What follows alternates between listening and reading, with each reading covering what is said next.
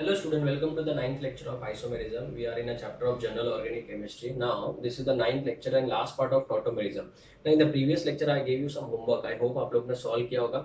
आज हम लोग ये होमवर्क के बाद जो रिमेनिंग पार्ट है टॉटोमेरिज्म का वो कंप्लीट करेंगे. कौन कौन से दूसरे फंक्शनल ग्रुप है जो टॉटोमेरिज्म शो करते हैं. नाउ अगर आपने देखा है तो ये प्रीवियस बोर्ड के ऊपर हम लोग ने जो होमवर्क लिखा था पहले हम लोग उसको कंप्लीट कर लेते हैं. Which of the following compounds can show tautomerism.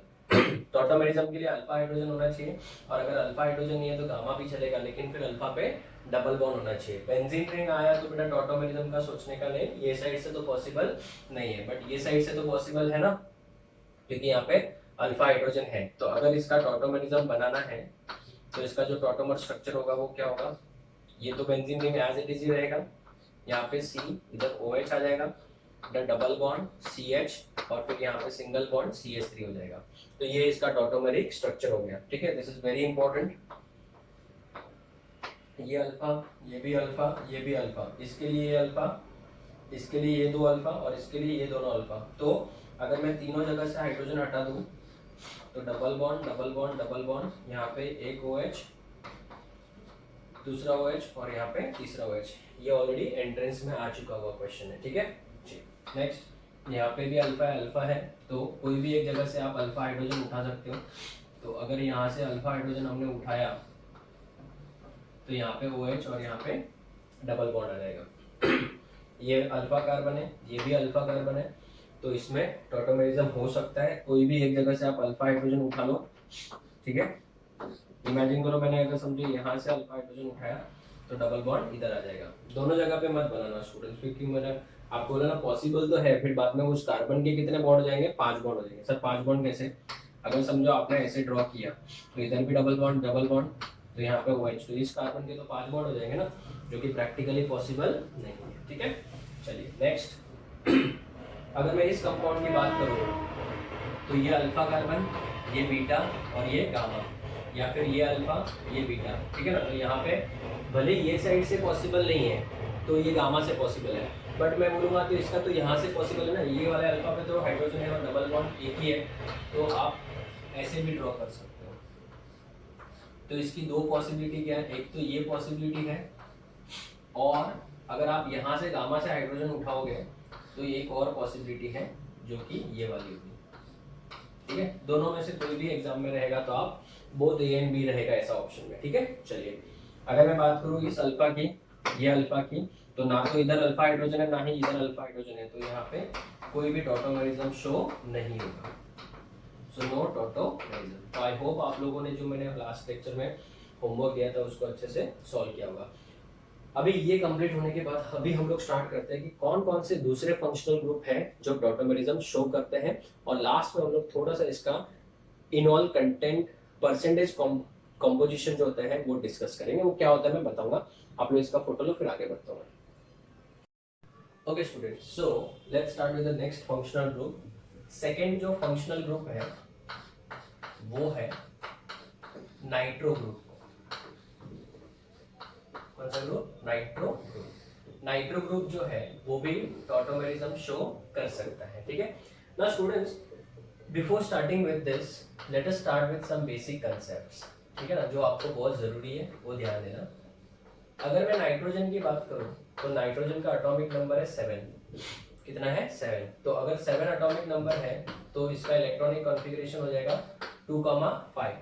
बराबर है, तो इसका ऑक्टेट कंप्लीट नहीं है.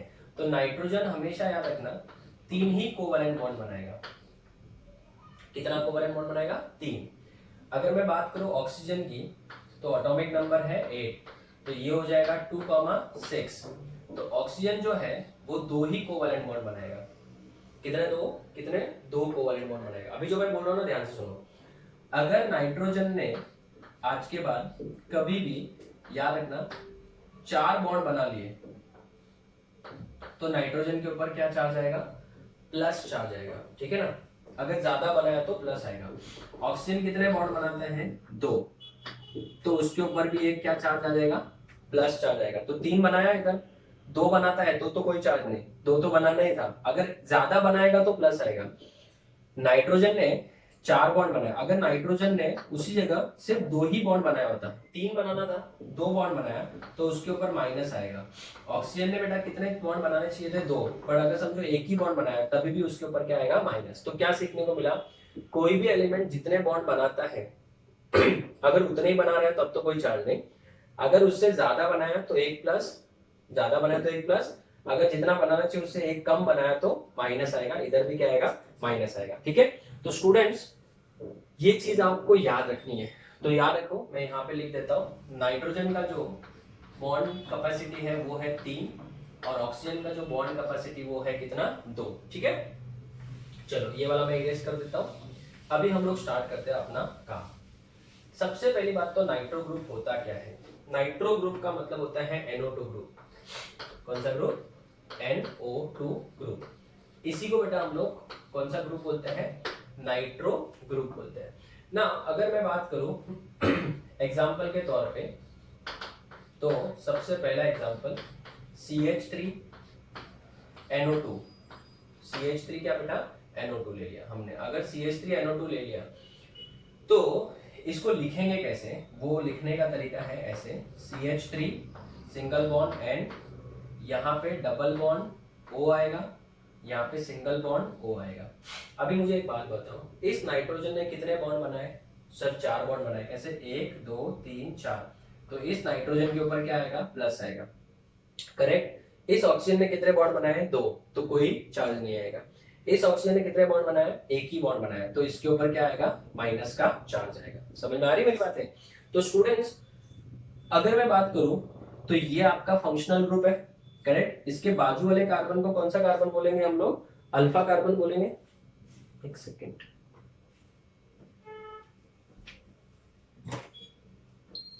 इस कार्बन को कौन सा कार्बन बोलेंगे स्टूडेंट्स? अल्फा। तो क्या अल्फा पे हाइड्रोजन है या नहीं है? सर है ना। तो क्या मैं इसको CH2 और H लिख सकता हूँ? हाँ सर।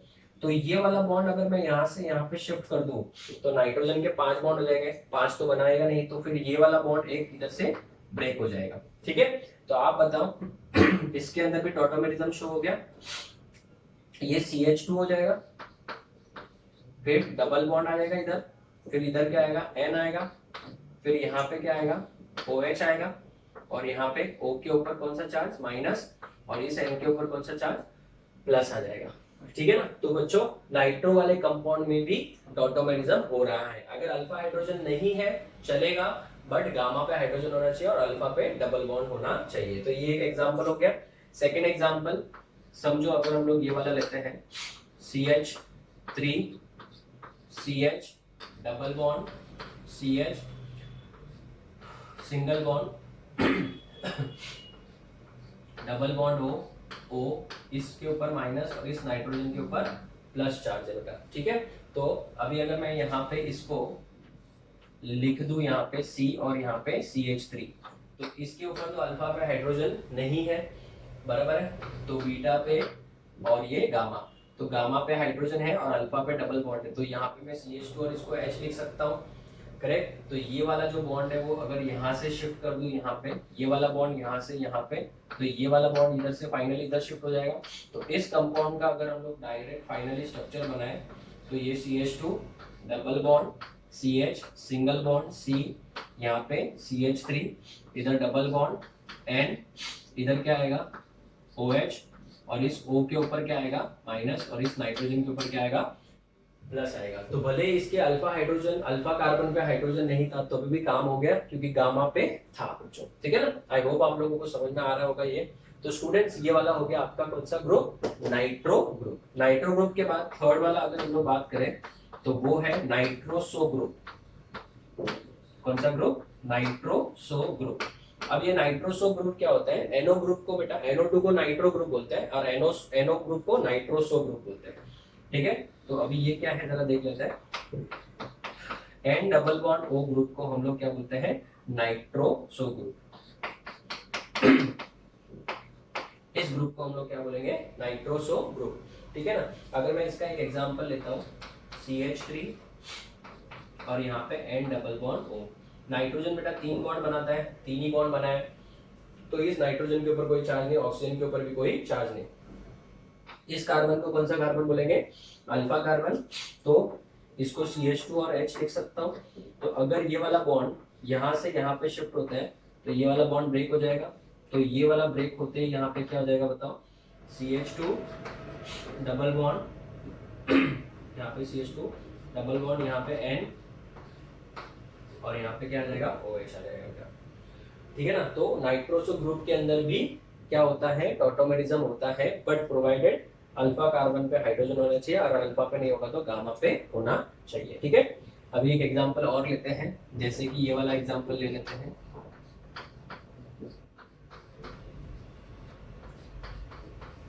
इस वाले कंपाउंड में टॉटोमेरिज्म होगा या नहीं होगा? होगा डेफिनेटली। क्यों? क्योंकि ये वाला जो H है वो कौन सा कार्बन है? अल्फा है। और ये वाला हाइड्रोजन कौन सा हाइड्रोजन है? अल्फा हाइड्रोजन है। ठीक है, तो इसको मैं और किस तरीके से लिख सकता हूँ बताओ?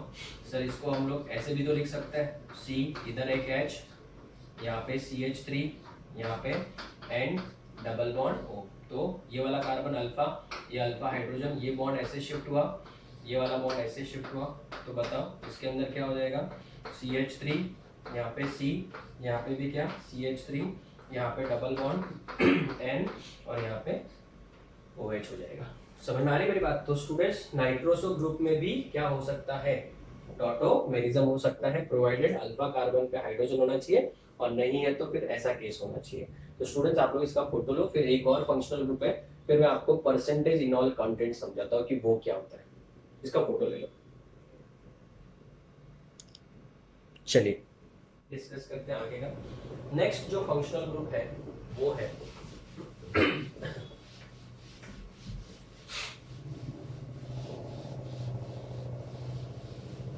Cyanide and isocyanide. Fourth and the final, cyanide isocyanide. ये वाले कंपाउंड के अंदर भी टॉटोमेरिज्म देखने को मिलेगा। सर कैसे? ये देखता है, अगर मेरे पास में हाइड्रोजन साइनाइड है ऐसे, ठीक है ना, नाइट्रोजन ने कितने बॉन्ड बनाए? 3 बॉन्ड बनाए। तो हम क्या करेंगे, ये वाला जो कार्बन है, ये वाला कार्बन, इसमें अल्फा कार्बन की जरूरत नहीं है, ध्यान से सुनो, बहुत इजी है। ये वाला हाइड्रोजन जो है वो ये वाला कार्बन अपनी तरफ इलेक्ट्रॉन खींच लेगा, करेक्ट। और नाइट्रोजन के पास क्या होता है? एक ऐसा दो लोन पेयर होता है, एक लोन पेयर होता है। सर ये क्या था, नहीं समझा। एटॉमिक नंबर ऑफ नाइट्रोजन कितना है? 7 है। 7 मतलब 2,5। तो नाइट्रोजन के आउटरमोस्ट शेल में कितने इलेक्ट्रॉन है? 5 है। 5 है ना, तो ये तो 3 बेटा क्या करेंगे? कोवेलेंट बॉन्ड बनाएंगे। और ये वाला इलेक्ट्रॉन ऐसे ही बैठा हुआ है, इसको लोन पेयर बोलते हैं। क्या बोलते हैं बच्चों? Lone pair. तो यहाँ पे हाइड्रोजन के ऊपर प्लस आएगा और कार्बन के ऊपर क्या आएगा? माइनस आएगा। इस कार्बन के ऊपर माइनस, कार्बन यहाँ पे सिर्फ 3 ही बॉन्ड बना रहा है क्योंकि माइनस चार्ज है। इस नाइट्रोजन के ऊपर कोई भी चार्ज नहीं है, लेकिन ये लोन पेयर जो है वो इस हाइड्रोजन को वो दे सकता है। तो यहाँ पे एक बॉन्ड बन जाएगा। तो नाइट्रोजन ने कितने बॉन्ड बना दिए? 4। तो इस नाइट्रोजन के ऊपर कौन सा चार्ज आ जाएगा? प्लस वाला चार्ज आ जाएगा। Is it clear? तो स्टूडेंट्स, इसको हम लोग ऐसे लिखने की बजाय ऐसे भी लिख सकते हैं, HC triple bond N gets converted into H N triple bond C। तो ये क्या है आपका? सर ये तो साइनाइड है। और ये क्या है बच्चों? ये है आइसोसाइनाइड। एकदम इजी था। तो साइनाइड आइसोसाइनाइड भी आपको टॉटोमेरिज्म शो करके बता सकता है। ठीक है, तो स्टूडेंट्स, आई होप आप लोगों को टॉटोमेरिज्म कौन कौन से फंक्शनल ग्रुप दिखाता है वो मैंने अच्छे से कवर करा दिया। अभी हम लोग बात करेंगे बेटा कि परसेंटेज इनॉल कंटेंट कैसे डिसाइड होता है। ठीक है, मैं आपको बताता हूँ डिटेल में एक एक करके। आराम से सुनना बच्चों, ये लास्ट पार्ट है तो आपका टॉटोमेरिज्म वाला पार्ट खत्म हो जाएगा। ना ध्यान से सुनो, देखना। अगर हम लोग पहले उसके पहले एक क्वेश्चन ही सॉल्व कर लेते हैं। क्वेश्चन है, which of the following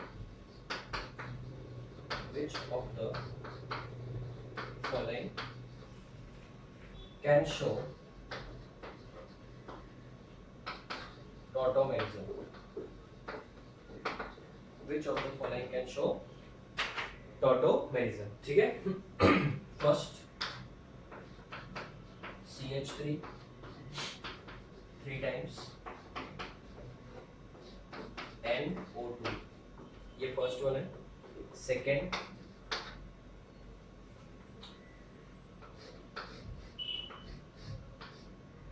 benzene ring,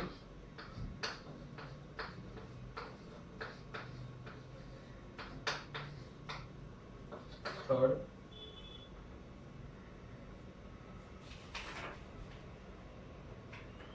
yes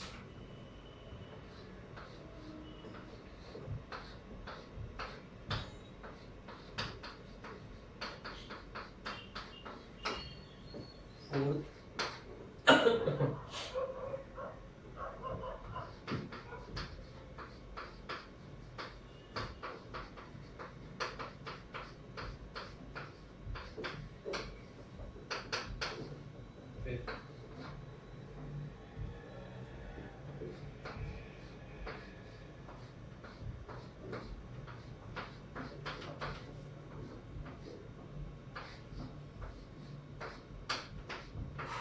चलो ठीक है, इन सबको आपको ट्राई करना है।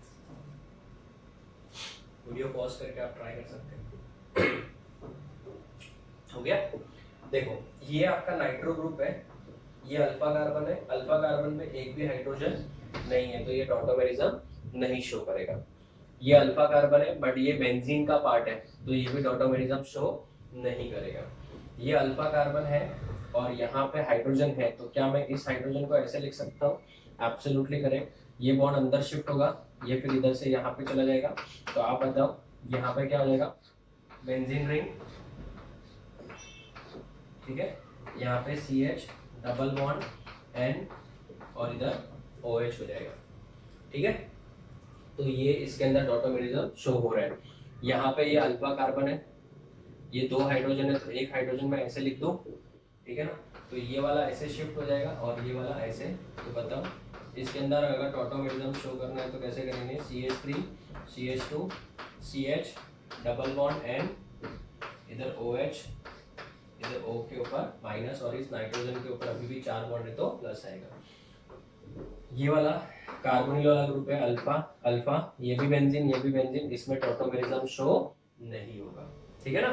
तो स्टूडेंट्स किसमें डॉटोमेरिज्म शो हो रहा है, किसमें डॉटोमेरिज्म शो नहीं हो रहा है वो हम लोग ने डिटेल में डिस्कस कर लिया, ठीक है। तो अभी हम लोग पढ़ेंगे बहुत ही इंपॉर्टेंट पार्ट डॉटोमेरिज्म का, बेसिकली हम लोग बोल सकते हैं second part, that is percentage इनॉल content. मतलब क्या, ऐसा समझा नहीं। जैसे कि अगर मुझे बताओ इस कंपाउंड में डॉटोमेरिज्म हो रहा है, ध्यान देना बच्चों बहुत इंपॉर्टेंट है, इस कंपाउंड में डॉटोमेरिज्म हो रहा है तो इसको मैंने समझो नाम दिया A और इसको नाम दिया B। आराम से सुनो, मैंने आपको क्या बोला था? These are always present in equilibrium, मतलब बीकर के अंदर A भी है और B भी है, A भी है और B भी है। तो अगर मुझे किसी ने पूछा कि बताओ कौन किसका परसेंटेज ज्यादा है, A का परसेंटेज ज्यादा है कि B का परसेंटेज ज्यादा है, तो उसको हम लोग बोलते हैं परसेंटेज इनॉल कंटेंट, ठीक है ना। वो कैसे डिसाइड होता है वो मैं आपको डिटेल में समझाऊंगा, पहले आप लोग इसका फोटो लो फिर आगे बढ़ते हैं। ओके चलो, तो students let's start with a very important part, percentage इनॉल content.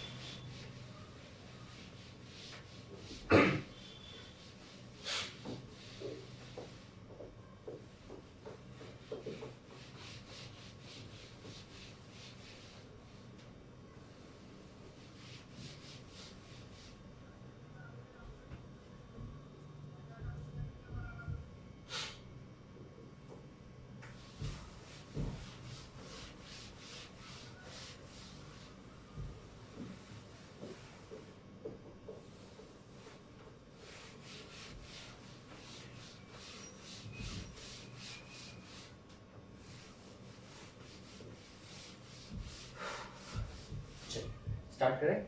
Now listen, next इसका बहुत इंपॉर्टेंट टॉपिक है परसेंटेज इनॉल कंटेंट।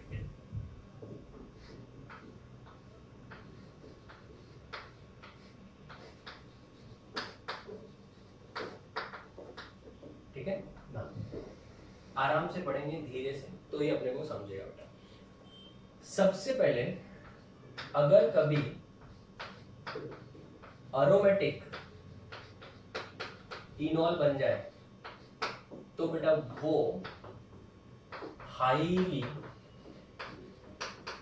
हाईली स्टेबल होता है। एरोमेटिक इनॉल जो होता है वो हमेशा हमेशा याद रखना हाईली स्टेबल होता है। सर समझा ही नहीं, तो एकदम ध्यान से सुनना बच्चों, बहुत इंपॉर्टेंट है। इमेजिन करो मेरे पास में ये कंपाउंड है, सबका एक एक एग्जांपल दूंगा, डोंट वरी। ये एग्जांपल ध्यान देना, बहुत बार हमने पहले भी पढ़ा है। ये कंपाउंड है, बराबर है। क्या ये एरोमेटिक है? सर एरोमेटिक क्या होता है? एरोमेटिक मतलब बेंजीन रिंग बच्चों। अभी फिलहाल के लिए हम लोग इतना सा याद रखते हैं कि एरोमेटिक मतलब जिसमें continuous alternate double and single bond होना चाहिए, इसको बेटा हम लोग एरोमेटिक कंपाउंड बोलते हैं। जैसे ये बेंजीन है, ठीक है ना। उसके बाद में आप लोगों ने नाम सुना होगा, इसको नैफ्थलीन बोलते हैं। ये वो कपूर का गोली आता है, दो बेंजीन रिंग एक दूसरे से जुड़े होंगे तो उसको नैफ्थलीन बोलते हैं। तीन बेंजीन रिंग एक दूसरे से जुड़े होंगे तो उसको एंथ्रासीन बोलते हैं। ये सब एरोमेटिक कंपाउंड्स है, ठीक है ना। एरोमेटिक कंपाउंड करके अपने को थर्ड चैप्टर में पूरा डिटेल में एक लेक्चर ही है, डोंट वरी। बट फिलहाल अभी आपको समझा रहा हूँ, ये एरोमेटिक कंपाउंड है। कंटिन्यूअस नहीं, alternate double and single bond होना चाहिए सर, तो ये वाला एरोमेटिक हो जाएगा। क्या यहाँ पे है? क्या देखो, डबल फिर सिंगल, फिर इधर डबल आना चाहिए था बट यहाँ पे सिंगल है, ये एरोमेटिक नहीं है। लेकिन अगर मैं इसका टॉटोमेरिज्म कर दूं, इसमें टॉटोमेरिज्म कर दूं, ध्यान देना, इस कंपाउंड को क्या नाम दिया मैंने? ए नाम दिया। क्या नाम दिया बच्चों? ए नाम दिया, बराबर है। अगर मैं इसके अंदर टॉटोमेरिज्म शो करूंगा तो यहाँ से हाइड्रोजन मूव करेगा और यहाँ पे ये OH में कन्वर्ट हो जाएगा। तो ये वाला जो कंपाउंड है वो किस में कन्वर्ट हो जाएगा? यहाँ पे डबल बॉन्ड, यहाँ पे डबल बॉन्ड और यहाँ पे डबल बॉन्ड। आप मुझे ये बताओ, क्या ये एरोमेटिक है कि नहीं है? है, बराबर है। क्या ये डबल बॉन्ड है? हाँ, इन, और ये क्या है? ऑल। तो क्या मुझे बता बेटा, इस कंपाउंड को नाम देंगे बी, यस। और ये कौन सा कंपाउंड है बच्चों? एरोमेटिक इनॉल है। तो एरोमेटिक इनॉल जो होता है वो हाईली स्टेबल होता है बेटा, याद रखना, इट इज हाईली स्टेबल। सो मुझे लगता है यहाँ पे किसका परसेंटेज, ये दोनों भी रहेंगे, बीकर में तो दोनों रहेंगे, बट ये वाला बेटा ऑलमोस्ट 99.9% रहेगा, because this is highly stable. तो out of A and B, D is highly stable. B is highly stable. B जो है बेटा वो बहुत ही ज्यादा क्या है? स्टेबल है। और B बहुत ज्यादा स्टेबल होने की वजह से परसेंटेज किसका ज्यादा रहेगा? ऑब्वियसली B रहेगा, B का रहेगा। तो परसेंटेज इनॉल कंटेंट में किसका परसेंटेज ज्यादा रहेगा? So percentage of B is higher than इससे परसेंटेज ऑफ A से। मैं आपको पहले बोल देता हूँ, ये ऑलमोस्ट 99.9% रहेगा, ठीक है। तो सबसे पहले ये हो गया। फिर दूसरा अगर हम लोग बात करें तो बीटा डाइकार्बोनिल। सर ये क्या होता है? एक एक करके सुनो, फिर बाद में समझाता हूँ लास्ट में सर। आई होप आप लोगों को समझा होगा। एरोमेटिक नेचर जब भी आता है बेटा, याद रखना, एरोमेटिक वर्ड कभी भी आता है मतलब हाईली क्या? स्टेबल होता है ना। बीटा डाइकार्बोनिल क्या होता है ये देख लेते हैं। बीटा डाइकार्बोनिल का मतलब क्या होता है देखना, ध्यान से देखना। अगर मेरे पास में ये कंपाउंड है, ये देखो,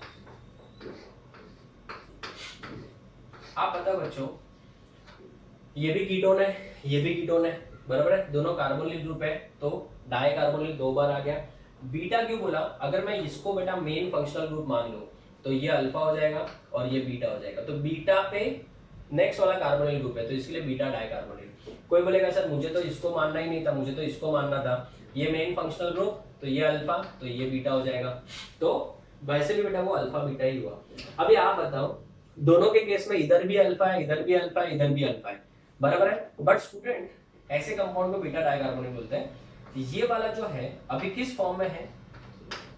कीटो फॉर्म में। कौन सा फॉर्म है अभी? कीटोन के फॉर्म में। ये भी कौन से फॉर्म में था? कीटोन के फॉर्म में। तो मुझे एक बात बता, इसका कीटोन फॉर्म ज्यादा स्टेबल था कि इनॉल फॉर्म ज्यादा स्टेबल था? सर इनॉल फॉर्म ज्यादा स्टेबल था, ठीक है ना। तो क्यों? क्योंकि एरोमेटिक था वो। अभी इस कंपाउंड की बात करते हैं।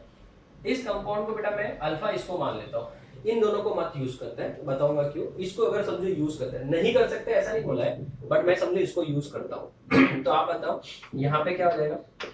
CH3 हो जाएगा, यहाँ पे C, यहाँ पे क्या आएगा? OH, यहाँ पे कौन सा बॉन्ड आएगा? डबल बॉन्ड आएगा, यहाँ पे CH, ठीक है ना, और यहाँ पे क्या आएगा C डबल बॉन्ड O, और यहाँ पे क्या आएगा CH3 आएगा। करेक्ट है ना। अभी मेरा आपसे एक सिंपल सा सवाल है, ध्यान से सुनना, एकदम बहुत ज्यादा इंपॉर्टेंट है। अगर मैं इस OH को ऐसे लिख दूं तो ऐसे लिख दिया ऐसे, बराबर है। आप मुझे एक सिंपल से सवाल का जवाब दो, अपना जो इलेक्ट्रोनेगेटिविटी का ऑर्डर था, याद है ना इलेक्ट्रोनेगेटिविटी, यस, तो इलेक्ट्रोनेगेटिविटी का ऑर्डर क्या था बेटा, फोन कॉल्स, याद है कुछ, फोन कॉल्स में सबसे ज्यादा इलेक्ट्रोनेगेटिव कौन है, बोलो, सबसे ज्यादा इलेक्ट्रोनेगेटिव है कौन, क्लोरीन, उसके बाद कौन आता है ऑक्सीजन, हाइड्रोजन, ऑक्सीजन है, फिर नाइट्रोजन है, और फिर क्लोरीन है, ठीक है ना।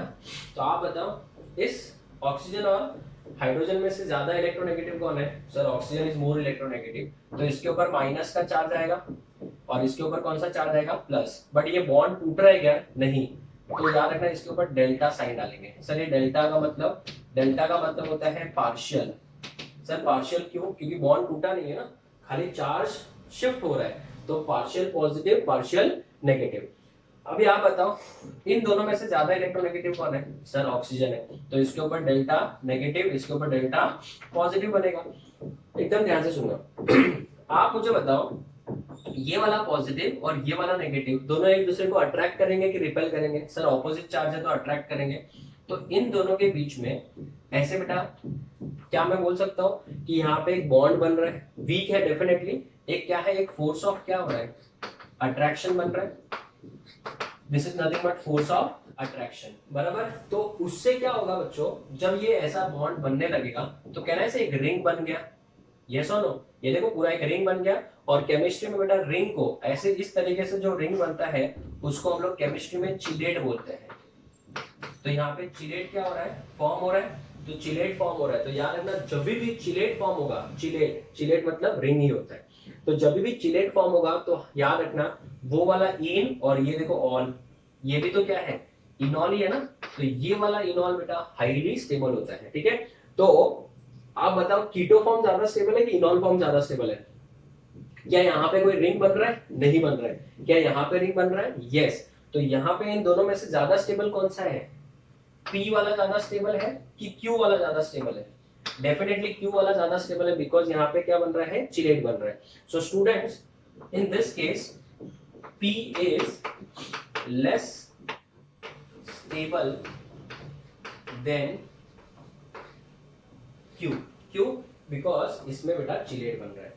सर आप बताओ इन दोनों में से ज्यादा स्टेबल कौन सा है, इन दोनों में से बेटा एरोमेटिक की तो बात ही अलग है बेटा, ये तो बेटा अंबानी है, ठीक है ना, एरोमेटिक की तो बात ही अलग है, ये तो बहुत ही ज्यादा क्या है, स्टेबल होता है, इसके बाद इसका नंबर आता है, इसके बाद इसका नंबर आता है, ठीक है।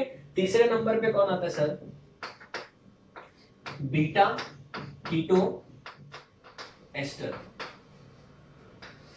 ये क्या होता है sir, beta keto ester, beta keto ester क्या होता है, बीटा कार्बन पे क्या रहेगा, कीटोन रहेगा और वापस से एस्टर ग्रुप भी रहेगा, ये देखना, ये कंपाउंड को अगर अपन ध्यान से देखें एकदम, ठीक है, तो यहाँ पे CH3 है। आप मुझे बताओ बेटा ये एस्टर है कि नहीं है, अगर ये एस्टर और कीटोन है, मेन फंक्शनल ग्रुप कौन सा हो गया, ऑब्वियसली एस्टर, तो इसके रिस्पेक्ट में ये वाला कौन सा, अल्फा कार्बन, और ये वाला कार्बन कौन सा, बीटा कार्बन, तो इसको क्या बोलेंगे, बीटा कीटो, और ये वाला पार्ट कौन सा है, एस्टर है। तो ये अभी फिलहाल कौन से फॉर्म में है, कीटो फॉर्म में है, कौन से फॉर्म में बच्चों, कीटो फॉर्म में। तो अगर मैं इसका भी टॉटोमेरिक स्ट्रक्चर बनाऊं, टॉटोमेरिक स्ट्रक्चर बनाऊंगा तो यहाँ से बेटा शिफ्ट होगा, ये वाला अल्फा कार्बन है आपका, इधर से भी निकाल सकते हैं, वो साइड से तो पॉसिबल नहीं, बट ये वाला निकालो ताकि रिंग बन सके, ठीक है। तो इस स्ट्रक्चर के बारे में बात करो, फिर यहाँ पे OH हो जाएगा, यहाँ पे डबल बॉन्ड, यहाँ पे क्या आएगा CH, यहाँ पे C डबल बॉन्ड O, यहाँ पे क्या आएगा O CH3, करेक्ट है ना। तो स्टूडेंट्स अगर मैं इसकी बात करूँ तो क्या इस O को वापस से अपन ऐसा OH लिख सकते हैं, हाँ, इस ऑक्सीजन के ऊपर डेल नेगेटिव, इसके ऊपर डेल पॉजिटिव, इधर डेल नेगेटिव डेल पॉजिटिव, तो वापस से यहाँ से ऐसा बॉन्ड बनेगा, फोर्स ऑफ अट्रैक्शन, ठीक है। तो बेटा यहाँ पे भी एक चिलेट बन ही रहा है, तो यहाँ पे भी हम लोग क्या लिखेंगे, चिलेट फॉर्मेशन, इसको हम लोग नाम देते हैं X और इसको नाम दे देते हैं Y, तो बेटा दोनों में से ज्यादा स्टेबल कौन सा होगा? ऑब्वियसली जिसमें चिलेट बन रहा है। तो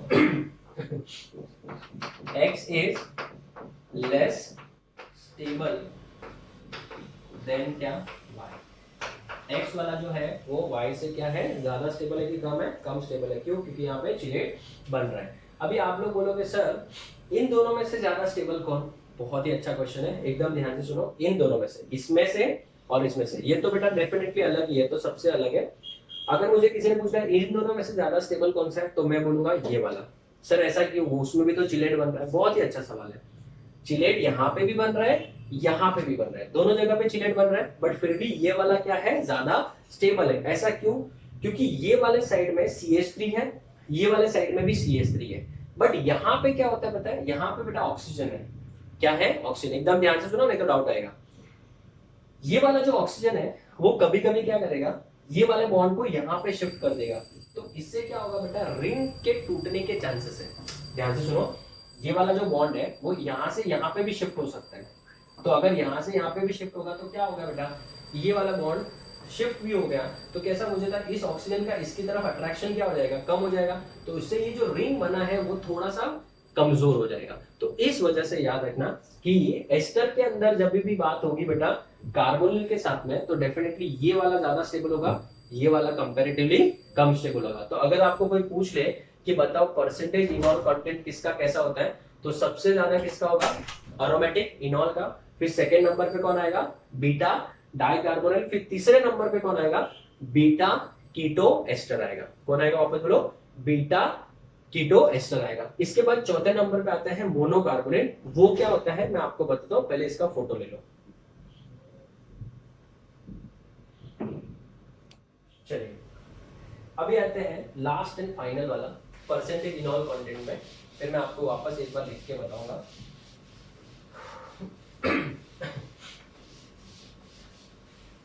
ठीक है, last and the fourth one is मोनोकार्बोनेट।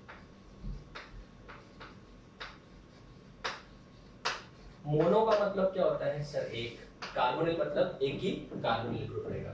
तो जैसे अगर मैंने सिंपल है ये वाला कंपाउंड ले लिया, CH3 C double bond O CH2 CH3, correct. तो अभी बताओ ये भी अल्फा कार्बन, ये भी अल्फा कार्बन, ठीक है ना? यहां से भी निकाल सकते हैं, यहां से भी निकाल सकते हैं। अभी आप बताओ ये कौन से फॉर्म में है? अभी कीटो फॉर्म में है। कौन से फॉर्म में? कीटो फॉर्म में। अगर एग्जाम में पूछ दिया कि बताओ इसका परसेंटेज और इसका परसेंटेज, तो मुझे बता बेटा ये 50% से क्या रहेगा? कम। दोनों इक्वल रहेगा 50-50, बट ज्यादा स्टेबल कौन है? ये वाला। तो इसका 50% से ज्यादा रहेगा, इसका भी 50% से क्या रहेगा? ज्यादा रहेगा। ये कीटो फॉर्म है। अगर मैं ये वाला हाइड्रोजन हटा दूं तो यहाँ पे क्या आएगा? CH3, यहाँ पे C, इधर क्या आएगा? OH, इधर डबल बॉन्ड, यहाँ पे CH, यहाँ पे एक CH3 आएगा। तो इसको मैं बेटा क्या बोल सकता हूँ? इनॉल बोल सकता हूँ। क्या बोल सकता हूँ? इनॉल। तो ये कीटो है और ये इनॉल है। इसको बेटा अगर समझो हम लोगों ने नाम दिया P और इसको नाम दे दिया Q। क्या यहाँ पे कोई रिंग बन पा रहा है? नहीं बन पा रहा है। तो डेफिनेटली बेटा यहाँ पे keto form will be more stable as compare to enol form. So यहाँ पे अगर मैं क्या लिखूंगा बताओ? P is more stable than क्या? Q, क्योंकि यहाँ पे रिंग बन रहा नहीं है। तो अगर किसी ने एग्जाम में पूछ लिया कि बताओ परसेंटेज इनॉल कंटेंट का ऑर्डर क्या होना चाहिए, परसेंटेज इनॉल कंटेंट का ऑर्डर, ठीक है, तो वो कैसे डिसाइड करेंगे? देयरफॉर परसेंटेज इनॉल कंटेंट ऑर्डर, ठीक है, परसेंटेज इनॉल कंटेंट का ऑर्डर क्या होगा वो देख लेते हैं। देखना ध्यान से।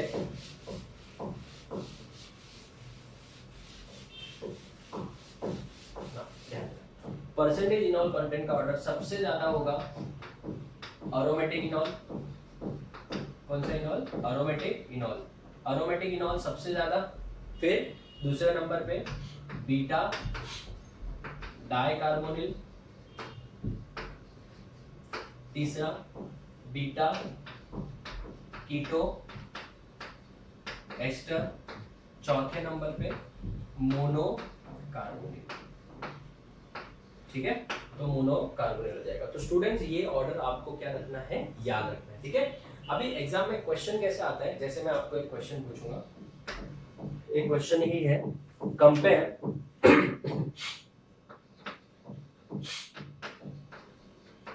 Percentage in all content, compare percentage in all content, ए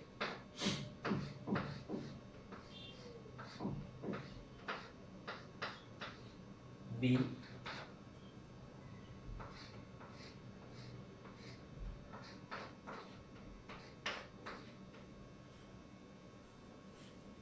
तब तक आप लोग चाहो तो इनके स्ट्रक्चर्स बना सकते हो, कीटो इनॉल वाले, ट्राई करो।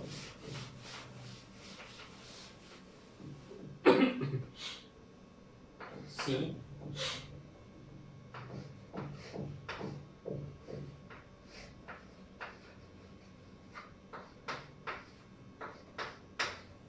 डी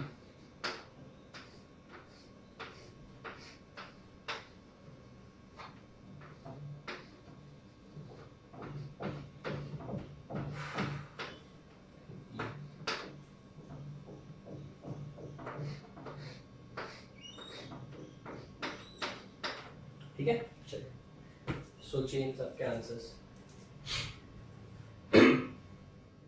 सबसे पहली बात तो ये आपको क्या बना के देगा सर, ये तो आपको अरोमेटिक इनॉल बना के देगा, तो ये तो बेटा हाईली स्टेबल हो गया। अरोमेटिक इनॉल तो सबसे ज़्यादा स्टेबल होता ही है, ठीक है ना, तो ए का बेटा सबसे ज़्यादा हो जाएगा कंटेंट। उसके बाद में मुझे था ये क्या है, बीटा डाई कार्बोनिल है, तो इसका बेटा वो आपको पता है ना, इसका रिंग वाला स्ट्रक्चर बनेगा, चिलेट वाला, ठीक है ना, कोई भी एक ही साइड में बनाना बच्चों, ऐसा, तो ये बी वाला हो गया। फिर हम सबको पता है कि ये बीटा कीटो एस्टर है, ये सी वाला हो गया, पर इसमें तो दोनों साइड में एस्टर है बेटा, दोनों साइड में क्या है, एस्टर है, तो डी वाला उसके बाद आएगा, और लास्ट में कौन आएगा, ई, क्योंकि ये मोनोकार्बोनिल है। So this is the whole and whole study of what, पूरा का पूरा detail study of what, tautomerism. तो टॉटोमेरिज्म क्या था क्या नहीं था हम लोग ने डिटेल में एकदम डिस्कस कर लिया, ठीक है। अभी थोड़े और क्वेश्चंस हम लोग डिस्कस करेंगे। आई होप आप लोग को परसेंटेज इनॉल कंटेंट समझा होगा। एग्जाम में इसी तरीके से क्वेश्चन आते हैं कि बताओ इन दोनों में से किसका इनॉल कंटेंट ज्यादा रहेगा, तो रिंग तो इसमें भी बनेगा, रिंग तो इसमें भी बनेगा, बट इसका रिंग जो होगा वो ज्यादा स्टेबल होगा, बिकॉज एक ही साइड में ऑक्सीजन है, इसमें तो दोनों साइड में ऑक्सीजन है, तो इसका रिंग कंपैरेटिवली क्या हो जाएगा, कम स्टेबल हो जाएगा। थोड़ा सा और क्वेश्चन डिस्कस करते हैं, फिर हम लोग स्टॉप करेंगे। पहले इसका फोटो ले लो। Okay students, write down your homework, थोड़ा सा क्वेश्चन के फॉर्म में दे देता हूँ होमवर्क, ताकि आपका क्वेश्चन भी हो जाएगा और होमवर्क भी हो जाएगा, ठीक है। Question number 1, which of the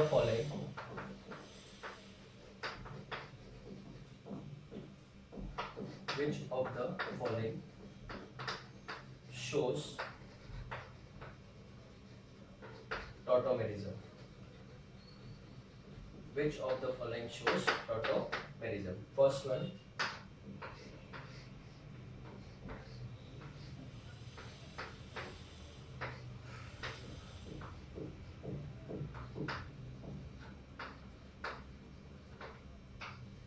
second,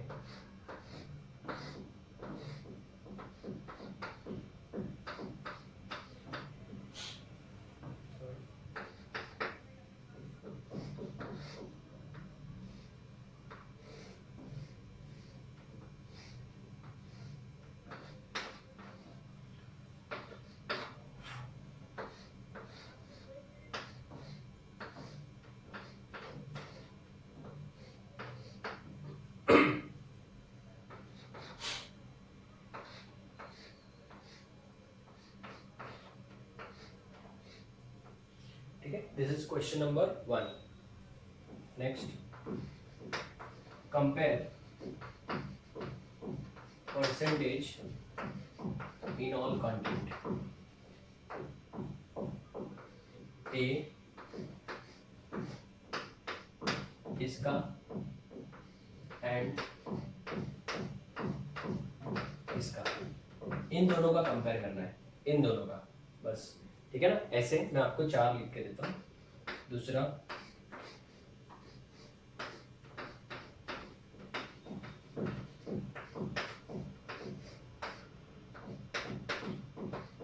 इन दोनों का कंपेयर करना है बच्चों।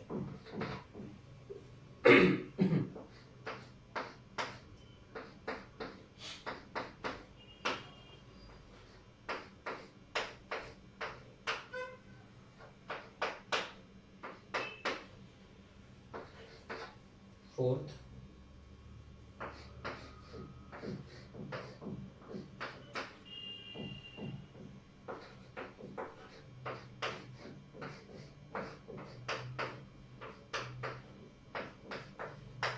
so these are your homework questions, ठीक है।